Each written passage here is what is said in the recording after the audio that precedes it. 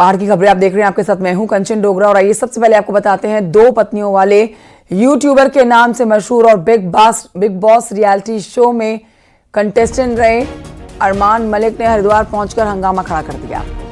आरोप है कि बुधवार देर रात कुछ लड़कों के साथ हरिद्वार के ज्वालापुर पहुंचे अरमान मलिक ने सौरभ नाम के एक लड़के के साथ मारपीट की है। दरअसल सौरभ भी एक यूट्यूबर हैं और उस पर अपने यूट्यूब चैनल पर अरमान मलिक पर रोस्ट वीडियो बनाकर शेयर करने का आरोप है, जिससे नाराज होकर अरमान मलिक ने सौरभ के घर पहुंचकर उसके साथ मारपीट की है। ये आरोप लग रहे हैं। ये मामला पुलिस तक पहुंचा है तो पुलिस ने दोनों पक्षों को रेल पुलिस चौकी बुलाया और पूछताछ की है।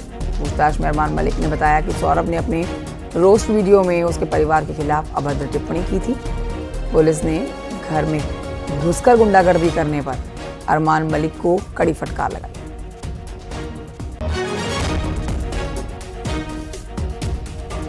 तो देखिए, यूट्यूबर अरमान मलिक जो कि बिग बॉस में भी आए थे, अब इनके परिवार और इनके लिए एक रोस्ट वीडियो बनाया गया सौरभ नाम के शख्स के द्वारा और यूट्यूब पर डाला गया। जिसके बाद ये हरिद्वार पहुंचे हैं और उन्होंने उस सौरभ यूट्यूबर के साथ मारपीट की है, ये आरोप लगे हैं। लेकिन इस पर और जानकारी हमारे सहयोगी पुलकित शुक्ला देंगे। हरिद्वार से हमारे साथ लाइव मौजूद हैं। हरिद्वार से पुलकित जानकारी देने के लिए मौजूद हैं। पुलकित, ये मामला हैरान करने वाला है। मतलब अरमान मलिक सिर्फ मारपीट करने के लिए ही हरिद्वार आए, सौरभ नाम के शख्स के साथ बदला लेने के लिए ही हरिद्वार पहुंचे थे। इस पूरे मामले पर पुलिस क्या कह रही है? देखिए, अगर पुलिस के मामले की बात करें, पुलिस के पक्ष की बात करें सबसे पहले इसमें, तो पुलिस का जो इसमें रवैया रहा है बड़ा ढीला रवैया रहा है, क्योंकि एक शख्स जो कि इतनी दूर से कुछ लड़कों के साथ में हरिद्वार पहुंचा और हरिद्वार के रहने वाले एक शख्स के साथ उसने घर में घुसकर मारपीट की, जिस तरह का आरोप भी लगाया जा रहा है और उस पर पुलिस ने कोई कानूनी कार्रवाई नहीं की, तो जाहिर तौर पर इस पर पुलिस का एक ढीला रवैया है। पूरे विवाद की अगर बात करें तो पूरा विवाद ये रोस्ट वीडियो से जुड़ा हुआ है। इस समय पर एक जो यूट्यूबर है वो एक दूसरे के खिलाफ रोस्ट वीडियो बनाते हैं और इसका काफी चलन इस समय पर चल रहा है। रोस्ट वीडियो से कई बार जो है झगड़े की स्थिति पैदा हो जाती है, एक दूसरे को जो है कंप्लेन उनकी की जाती है, एक दूसरे के खिलाफ बड़ी बुरी बातें कही जाती है। लेकिन ये जो मामला है, जो हरिद्वार में जो घटना घटी है, वो मारपीट तक पहुंच गया। ना सिर्फ मारपीट तक पहुंच गया बल्कि कुछ लोगों ने बाहर से आकर एक शख्स के साथ घर में घुसकर मारपीट की, जैसा कि उसकी ओर से बताया जा रहा है। ये घटना जो है कल देर रात की है, जब ज्वालापुर कोतवाली क्षेत्र के खन्ना नगर कॉलोनी में रहने वाला एक लड़का, जो इसका नाम सौरभ है और सौरभ भी यूट्यूब के लिए वीडियो बनाता है, ऐसा बताया जा रहा है कि सौरभ ने कुछ अरमान मलिक के खिलाफ जो है रोस्ट वीडियो बनाई, जिसमें उसके परिवार के खिलाफ जो है कुछ आपत्तिजनक बातें कही गई, अभद्र बातें कही गई, जिससे अरमान मलिक काफी नाराज था। और उसके बाद वो दिल्ली से कुछ लड़कों के साथ में यहाँ पर हरिद्वार पहुंचा और सिर्फ इसी काम के लिए, जैसा कि आपने बताया, सिर्फ मारपीट करने के लिए ही वो हरिद्वार में यहाँ पर पहुंचा था। और सीधे आकर कोई एक्शन नहीं लिया। जी, पुलिस ने इसमें कोई एक्शन नहीं लिया। जैसे ही मारपीट की जो बात है वो पुलिस तक पहुंची, चाहे वो पीड़ित पक्ष की ओर से बताई गई या जिस भी माध्यम से पुलिस के पास पहुंची, तो देर रात जो है पुलिस की ज्वालापुर कोतवाली क्षेत्र की रेल चौकी में यो काफी हाई वोल्टेज ड्रामा ये चलता रहा। काफी घंटे तक दोनों पक्षों को जो है वहां पर बैठा कर रखा गया और पुलिस की ओर से, जैसा कि चौकी इंचार्ज की ओर से बताया गया, दोनों पक्षों को कड़ी हिदायत दी गई है, कड़ी फटकार लगाई है, भविष्य में इस तरह की कोई भी घटना न की जाए। ऐसा भी बताया गया कि इस मामले को लेकर अरमान मलिक की ओर से चंडीगढ़ में पहले भी एक FIR दर्ज कराई गई है। लेकिन बड़ी बात इसमें यह है कि जब पहले से FIR दर्ज कराई गई है तो वीडियो के बाद, दूसरी वीडियो सामने आने के बाद ऐसी क्या जरूरत आन पड़ी कि दूसरे लड़कों के साथ हरिद्वार पहुंचे और यहाँ पर कानून व्यवस्था बिगाड़ने की कोशिश की गई, यहाँ पर आकर मारपीट की गई, क्योंकि उनके परिवार को रोस्ट करने के लिए हर दिन वीडियोस अपलोड किए ही जाते हैं। बहुत शुक्रिया आपका जानकारी के लिए पुलकित। आगे बढ़ते हैं, आपको बताते हैं हल्द्वानी से खबर है, जहां पर इन दिनों सड़कों को चौड़ा करने का काम जोरों से चल रहा है और कई प्राइवेट प्रॉपर्टीज इस दौरान सड़कों के किनारे से हटाई जा रही हैं। साथ ही सरकारी और धार्मिक संपत्तियां भी अपनी जगह से हटाई जा रही हैं। इस बीच आपको बता देते हैं, शहर का सबसे प्रसिद्ध चर्चित मंदिर है कालू सिद्ध मंदिर, ये भी अपनी जगह से हटाया जाएगा। इसकी सारी सहमति संतों और प्रशासन के लोगों के बीच में पहले ही बन चुकी है। आज से मंदिर को अपनी पुरानी जगह से शिफ्ट करने का काम शुरू किया जाएगा। प्रशासन ने मंदिर के लिए नई जगह चुनकर दे दी है, जहां पर मंदिर प्रबंधन आज से मंदिर के निर्माण का कार्य शुरू कर देगा। हालांकि जो नई जगह चुनी गई है वो भी कालाडूंगी चौराहे और मंदिर से चंद कदम की दूरी पर है। इस पर और जानकारी देंगे हमारे सहयोगी शैलेंद्र नेगी। जो कि लाइव हमारे साथ मौजूद हैं। शैलेंद्र, ये लोगों की आस्था, लोगों की भावना से जुड़ा हुआ मामला है। सड़क को चौड़ा करना है, तो ऐसे में देखिए कुछ फैसले जो बड़े लिए गए हैं, जिसमें ना सिर्फ प्राइवेट प्रॉपर्टीज हैं बल्कि ये एक प्रसिद्ध मंदिर भी बीच में आ रहा है। तो आज जो ये कार्रवाई शुरू की जाएगी इस चर्चित मंदिर, जिसका जो कि कालू सिद्ध मंदिर के नाम से चर्चित है, इसको शिफ्ट करने की, इसमें कैसे आगे बढ़ा जाएगा, कैसे दूसरे मंदिर में भगवान की मूर्तियां स्थापित की जाएगी? देखिए, ये शहर का सबसे पुराना और चर्चित मंदिर है, कालू सिद्ध मंदिर। और क्योंकि ये शहर के सबसे मुख्य चौराहे पर मौजूद है, कालाडूंगी चौराहा इसे कहते हैं। और यहाँ पर एक समय में न सिर्फ हिंदू बल्कि मुस्लिम्स भी यहाँ पर अपने दुआएं लेकर के पहुँचते थे, क्योंकि कई तरीके की मान्यताएं इस मंदिर को लेकर के हैं। कुछ लोग इसे कालू सिद्ध मंदिर कहते हैं, और जो मुस्लिम समुदाय के पुराने लोग हैं वो इसे कालू सैयद की मज़ार के नाम से भी समझते हैं, जानते हैं। और पुराने लोगों ने ये देखा है कि यहाँ पर मुस्लिम्स भी अपनी चादरें चढ़ाने के लिए आते थे। लेकिन जैसे जैसे यहाँ पर मंदिर आगे बढ़ा और फिर यहाँ पर मंदिर में बहुत सारी मूर्तियाँ स्थापित होती चली गई, क्योंकि ये एक शहर का बॉटलनेक बन चुका था इलाका। यहाँ पर रोजाना जाम की समस्या इस मंदिर के कारण होती है। इसलिए जो है आनंद अखाड़ा इसके पूरे प्रबंधन का काम देखता है, और आनंद अखाड़े के संतों से जो है वो बात की थी प्रशासन के लोगों ने, और आनंद अखाड़े के जो महंत थे वो इस बात पर सहमत हो गए कि इस मंदिर को यहाँ से शिफ्ट किया जाना जरूरी है, क्योंकि इसके कारण जाम लग रहा है। तो इस मंदिर के ठीक बगल में ही जगह देखी गई है, जहां पर मंदिर कंस्ट्रक्शन अगले 1 से 1.5 महीने के भीतर हो जाएगा, और उसके बाद जो है यहाँ पर मंदिर को शिफ्ट किया जाएगा। इसका भूमि पूजन कल हो चुका है, लेकिन आज से जो है मंदिर के निर्माण की प्रक्रिया आज शुरू हो जाएगी। ये प्रशासन के लिए एक बड़ी चुनौती था, क्योंकि इसकी मान्यता बहुत ज्यादा है और इसकी शिफ्टिंग का लोग विरोध भी कर रहे थे। इसलिए प्रशासन ने एक बड़ी जो है एक तरीके से बड़ा हर्डल जो है वो पार कर लिया है सड़क को चौड़ा करने के पहले। ओके, शैलेंद्र ने की बहुत शुक्रिया आपका जानकारी के लिए। बढ़ते आगे आपको बताते हैं केदारनाथ उपचुनाव की वोटिंग शांतिपूर्वक तरीके से कल हो चुकी है। अब उपचुनाव में करीब 59% का मतदान हुआ है, जो जानकारी मिल रही है। देखिए, केदारनाथ सीट पर 25,197 पुरुष मतदाता जबकि 28,329 महिला वोटर्स ने अपने मताधिकार का इस्तेमाल किया है। केदारनाथ उपचुनाव में कुल 58.9% मतदान हुआ है। लगभग आप कह सकते हैं कि 59% का मतदान, जो कि अच्छा मतदान बताया जा रहा है। उपचुनाव के मुताबिक ये अच्छा आंकड़ा है। मतदान के बाद ज्यादातर पोलिंग पार्टियां वापस भी निकल गई, जबकि 7 पोलिंग पार्टी कल सुबह स्ट्रांग रूम के लिए रवाना होंगे। पूरी विधानसभा में 173 पोलिंग सेंटर्स बनाए गए थे। वोटिंग के बाद अब 23 नवंबर को इंतजार सबका खत्म हो जाएगा, जब ये देखा जाएगा कि आखिर जीत किसकी हुई है। 2 ही प्रमुख पार्टियां हैं यहाँ पर, बीजेपी और कांग्रेस। लेकिन आपको बताएं कि ईवीएम में कैद उम्मीदवारों की किस्मत का फैसला नतीजों के बाद ही होगा। बीजेपी की आशा नौटियाल यहां से उम्मीदवार हैं और कांग्रेस के मनोज रावत।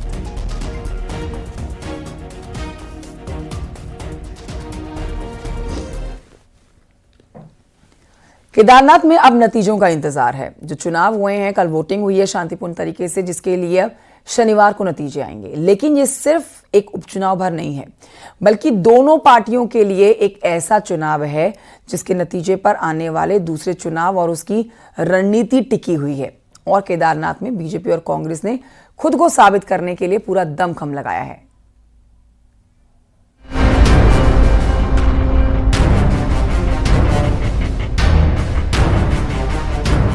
केदारनाथ चुनाव के नतीजे ईवीएम में कैद हो चुके हैं। अब 23 नवंबर को केदारनाथ की जनता का फैसला देश के सामने आएगा। केदारनाथ सीट का रिजल्ट कोई आम उपचुनाव का रिजल्ट नहीं होगा। इस सीट पर जहां बीजेपी प्रधानमंत्री डबल इंजन की सरकार की साख का इम्तिहान है, वहीं विपक्ष के ऊपर अयोध्या बद्रीनाथ जीतने के बाद केदारनाथ से बीजेपी को जवाब देने का दबाव है। बीजेपी मंगलौर और बद्रीनाथ का उपचुनाव सरकार होते हुए हार गई, इसलिए केदारनाथ उपचुनाव जीतने का भारी दबाव बीजेपी पर है। यही वजह रही कि मुख्यमंत्री, मंत्री, विधायक, सांसद, प्रदेश अध्यक्ष खुद इलेक्शन मैनेजमेंट के लिए केदारनाथ में उतरे। वहीं बीजेपी केदारनाथ जीतकर यह साबित करना चाहेगी कि पहाड़ में पार्टी की पैठ मजबूत है, और फिर उसी आत्मविश्वास के साथ बीजेपी निकाय और पंचायत जीतने का प्रयास करेगी। केदारनाथ चुनाव भारतीय जनता पार्टी जीत रही है।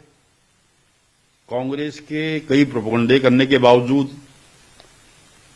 क्योंकि कांग्रेस ने हार मान चुके हैं, वहां की जनता का नरेंद्र मोदी जी पर विश्वास है, धामी जी पर विश्वास है कि 2013 की आपदा के बाद केदारनाथ का कायाकल्प किया तो मोदी जी ने किया। केदारनाथ के रिजल्ट पर सिर्फ बीजेपी नहीं, कांग्रेस का आगे का प्लान भी टिका है। मंगलौर और बद्रीनाथ का उपचुनाव जीतकर कांग्रेस कॉन्फिडेंट है। ऐसे में केदारनाथ जीतकर कांग्रेस भी अपनी मजबूती का मैसेज देना चाहेगी और इस एक सीट की जीत के सहारे कांग्रेस 2 साल बाद होने वाले विधानसभा चुनाव तक एक माहौल बना सकती है, क्योंकि जिस तरह केदारनाथ में बीजेपी कांग्रेस में आमने सामने का चुनाव है, वहीं पोजीशन 2027 में होगी। वहीं आने वाले दिन में पंचायत और निकाय में भी पार्टी को फायदा मिल सकता है।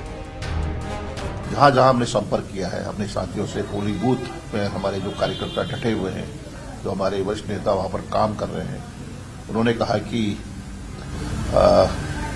हर पोलिंग बूथ से जो संकेत दिखाई दे रहे हैं, जो रिपोर्ट्स आ रही हैं, जो उनका कहना है कि हम जीत की ओर बढ़ रहे हैं और बड़ी जीत होगी। साफ है कि केदारनाथ का उपचुनाव इस बार कोई मामूली उपचुनाव नहीं है। इस चुनाव का रिजल्ट भविष्य में बीजेपी और कांग्रेस की पोजीशन और रणनीति को तय करेगा और रिजल्ट ये भी साफ कर देगा कि आने वाले चुनावों के लिए किसको कितनी मेहनत और करनी पड़ेगी। दीपांकर भट्ट, न्यूज़ 18, देहरादून। उत्तराखंड में 27 नवंबर को पंचायतों का कार्यकाल खत्म हो रहा है और आपको यहां बताएं कि पंचायतें 28 नवंबर के बाद प्रशासकों के हवाले हो जाएंगी। तो इधर साल भर से प्रशासकों के हवाले निकायों में चुनाव की अधिसूचना भी जल्द जारी हो सकती है। इसे देखते हुए बीजेपी और कांग्रेस अब केदारनाथ के बाद निकाय चुनाव पर फोकस करने वाली है।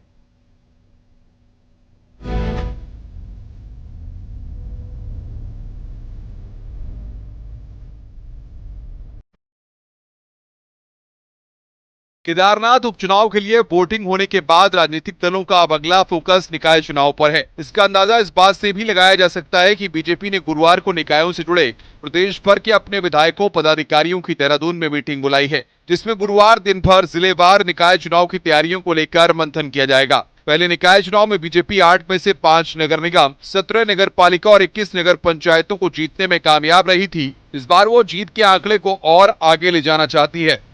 देखिए, निकाय चुनाव ड्यू है। भारतीय जनता पार्टी चुनाव कराने के हर समय तैयार है। हाई कोर्ट का इंटरवेंशन है, तो मुझे लग रहा है अब जल्दी इसका समाधान हो जाएगा और दिसंबर में हम लोग चुनाव कराने की तैयारी में कल हम लोग बैठ रहे हैं और उसके लिए एक स्ट्रेटजी बनाएंगे। भारतीय जनता पार्टी जो नगर निकाय हैं और स्थानीय चुनाव हैं, उनको प्रचंड बहुमत से जीते, उसी के परिप्रेक्ष्य में इस बैठक को बुलाया गया है। निश्चित तौर पर भारतीय जनता पार्टी अच्छे रिजल्ट दोबारा से उत्तराखंड में देगी। उत्तराखंड में वर्तमान में नगर निकायों की संख्या बढ़कर 102 हो गई है, जिसमें 11 तो नगर निगम है। कांग्रेस का भी कहना है कि उसकी भी तैयारियां पूरी हैं। हालांकि कांग्रेस का आरोप है कि बीजेपी हार के डर से लगातार चुनाव टाल रही है। 1 साल पहले चुनाव होना चाहिए था, लेकिन इन्होंने चुनाव नहीं कराया। इनको मालूम है कि ये चुनाव हार रहे हैं और इन्होंने अपने कार्यकाल के दौरान कोई भी ऐसा काम नहीं किया जिसको हम भारतीय जनता पार्टी की उपलब्धि कह सकें। अब चुनाव को टाले जा रहे हैं और अब कह रहे कि हम चुनाव दिसंबर तक कराएंगे। मुझे नहीं लगता कि दिसंबर में भी चुनाव कराएंगे। ये तो बात हुई निकाय चुनाव की, लेकिन निकाय चुनाव की अधिसूचना जारी होने से पहले 27 नवंबर को प्रदेश में त्रिस्तरीय पंचायत चुनावों का भी कार्यकाल खत्म हो रहा है। यानी कि 27 नवंबर के बाद पंचायतें भी प्रशासकों के हवाले कर दी जाएंगी। निकाय चुनाव होने के तत्काल बाद सियासी दल एक बार फिर पंचायत चुनाव की तैयारियों में उतर जाएंगे। न्यूज़ 18 के लिए देहरादून से सुनील नवप्रभात की रिपोर्ट।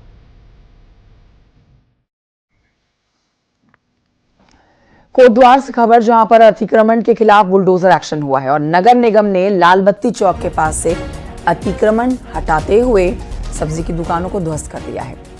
सब्जी विक्रेताओं का आरोप है कि लाल बत्ती चौक के पास तो नगर निगम कार्रवाई कर रही है, लेकिन गोखले मार्ग में हुए अतिक्रमण के खिलाफ कोई एक्शन नहीं लिया जा रहा। वहीं इस मामले में नगर निगम का कहना है कि जिनकी दुकानें तोड़ी गई हैं, उन्हें दूसरी जगह वेंडिंग जोन में दुकानें लगाने का विकल्प दिया जा रहा है। हम 22 तारीख से बिल्कुल बेरोजगार हैं और लगातार भाग ही रहे हैं कि कहीं ना कहीं हमें कोई व्यवस्था दी जाए। हम तो शासन प्रशासन से ये चाह रहे थे कि हमें कहीं ना कहीं व्यवस्था दें कि जो हम अपने फड़ लगा के सब्जी का व्यापार कर सकें। अभी तक कोई व्यवस्था नहीं है। तहसील दिवस के अवसर पर हम लोग भी आए हुए थे, लेकिन अभी भी हमें खाली आश्वासन दिया कि आप लोग कल मिलिए, परसों मिलिए, लेकिन हम रोज़ मिल ही रहे हैं। अब इन्होंने 22 तारीख को हटा दिया और अभी हमारी कोई व्यवस्था नहीं कर रहे और हम बेरोजगार घूम रहे हैं। गोखले मार्ग का वहाँ कोई हटाने नहीं जा रहा और वहाँ कोई कुछ नहीं कर रहा है। वहाँ ऐसे ही चल रहा है पूरा। वहाँ निकलना भी मुश्किल है, वहाँ गाड़ी तो पैदल चलाना मुश्किल है। उसमें कोई प्रशासन तो ये कह रहा है कि इधर लगा लो जी, जोन बना रखे, वहाँ चल जाओ, वहाँ हमारा काम का चलेगा। बताइए। उनको हटाया इसलिए गया था क्योंकि वो कलेक्टिव डिसीजन था, उसमें एनएच और प्रशासन और नगर निगम की टीम द्वारा कलेक्टिवली उसको हटाया गया था, क्योंकि वहाँ पे कुछ लोगों के द्वारा काफ़ी कंप्लेंट की जा रही थी, क्योंकि वो मार्ग में को बाधित भी कर रहे थे और अतिक्रमण की काफ़ी समस्या उस वजह से आ रही थी, इसीलिए हटाया गया। तो उनको अभी ऑप्शन दिए गए हैं कि अगर जो वो 6-7 जगह जो पूर्व में चिन्हित की गई हैं, अगर आप चाहें तो उनमें से अगर आप उस ऑप्शन को कोई ले सकते हैं, तो अगर आप वहाँ का चयन कर लेते तो वहाँ पर आपको नियमानुसार वहाँ पर आपको लाइसेंस बनाने की टेरिटोरियल आर्मी भर्ती पिथौरागढ़ पर भारी पड़ गई। देखिए, भर्ती में आए युवाओं के हुजूम ने सभी इंतजामों को नाकाफी साबित कर दिया। हालात ये हैं कि स्कूल, हॉल, बसें, दर्जनों लंगर भी इन युवाओं के लिए कम पड़ गए। हजारों की तादाद में पहाड़ी सीटी से पहुंचे हुए यहां पर युवाओं के चलते सब कुछ ठप हो गया था। तस्वीरें हैरान करने वाली थी। देखिए रिपोर्ट।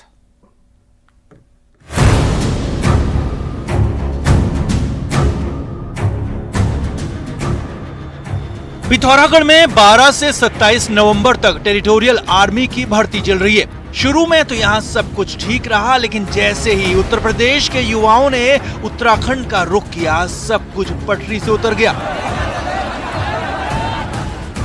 युवाओं की भारी भीड़ ने हल्द्वानी, टनकपुर और पिथौरागढ़ को जाम कर डाला।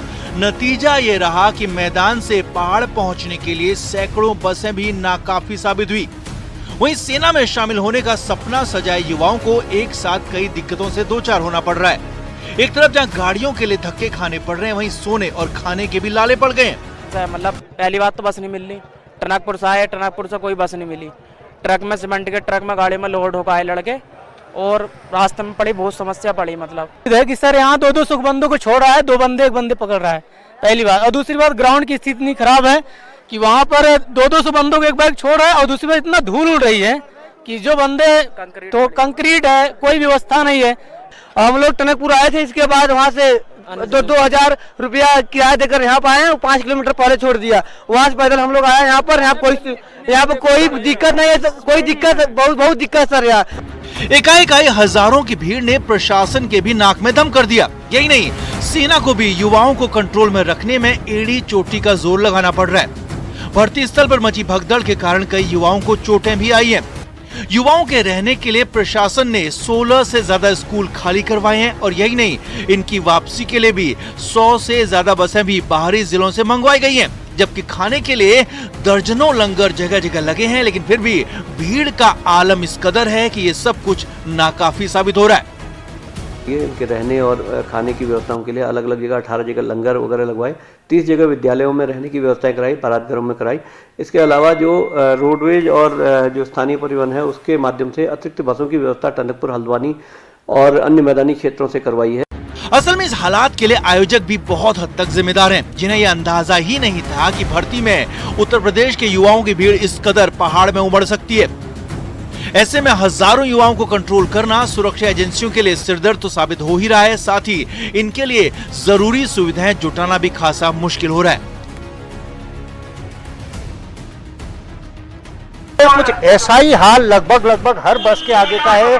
किस तरीके से यहाँ पर युवा उमड़े हुए हैं, बसों में घुसना चाह रहे हैं, कोई शीशे के ऊपर से भी बसों में घुस रहे हैं। एक तरीके से ये कह सकते हैं कि आने जाने में सबसे ज्यादा दिक्कत भर्ती में आए हुए युवाओं को यहाँ पर हो रही है। तकरीबन 100 से अधिक बसें यहाँ पर लगाई गई हैं, लेकिन ये बसें भी नाकाफी साबित हो रही हैं। विजयवर्धन उप्रेती, न्यूज 18 पिथौरागढ़। अगली खबर गढ़वाल से है, जहां पर गढ़वाल के लोगों के लिए अच्छी खबर है, खुशखबरी है, जिसमें देहरादून से लखनऊ के बीच चलने वाली वंदे एक्सप्रेस अब नजीबाबाद में भी रुकेगी। नजीबाबाद में इसका हॉल्ट मंजूर कर लिया गया है और इसके लिए गढ़वाल सांसद अनिल बलूनी ने केंद्रीय रेल मंत्री अश्विनी वैष्णव का आभार जताया। बलूनी ने कहा है कि मेरे लेटर के सिर्फ 2 हफ्ते के अंदर ये मंजूरी दे दी गई, जिसके लिए मैं आभारी हूँ। सांसद अनिल बलूनी ने इस हॉल्ट के लिए रेल मंत्री को लेटर लिखा था और ये लेटर 2 हफ्ते के बाद स्वीकार कर लिया गया। रेल मंत्रालय की तरफ से नजीबाबाद हॉल्ट को मंजूर कर लिया गया है।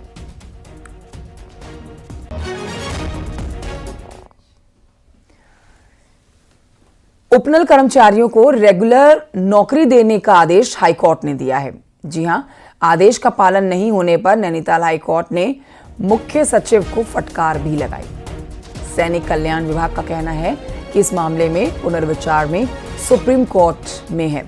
सैनिक कल्याण मंत्री गणेश जोशी के मुताबिक कानूनी परीक्षण किया जा रहा है और सरकार उपनल कर्मचारियों के हित में फैसला लेगी। नेता विपक्ष यशपाल आर्य का कहना है कि सरकार अब क्यों कानूनी राय लेने की बात कर रही है, आखिर ये बातें पहले क्यों नहीं देखी गई।